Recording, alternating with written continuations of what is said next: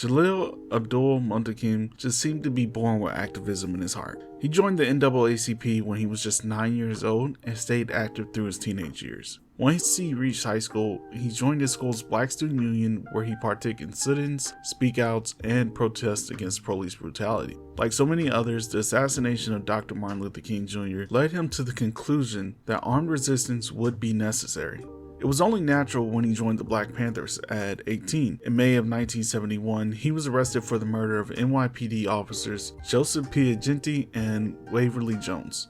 The whole thing was a mess. Two other men named Francisco and Gabriel Torres were arrested, but they were let go. The first trial ended in a hung jury. That should have been the end, but in the second trial, police informant Reuben Scott had an entirely new testimony that resulted in conviction. They claimed the murder was done as a retaliation for the death of George Jackson, which actually happened 3 months after the murders. It was later revealed this was part of an FBI operation called New Kill to stop the Black Liberation Army and any affiliates.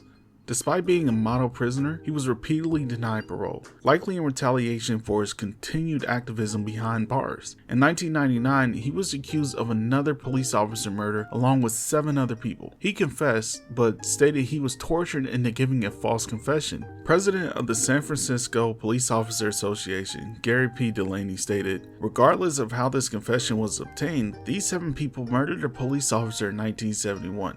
And that just tells me he was certainly tortured into confessing." In 2020, he fell ill with COVID and attempted to get parole for medical treatment, and it worked. Until Attorney General Letitia James sued to make sure he stayed in prison. In October, the parole board finally gave in and set him free, but not without some more drama. In the documents he was given, there was a voter registration form. Despite felons not being able to vote in New York, he filled out the form and submitted it because how would he know? GOP Chair Bill Napier immediately called the district attorney's office, calling him a danger to society. Why did they give that man 2 more felony charges, bro? But this time, the grand jury saw through the BS and refused to indict him. Because how can you arrest someone for doing what you told them to do? I don't know much about what he's been doing since he's free, but he did do an interview with the National Lawyers Guild if you want to check it out.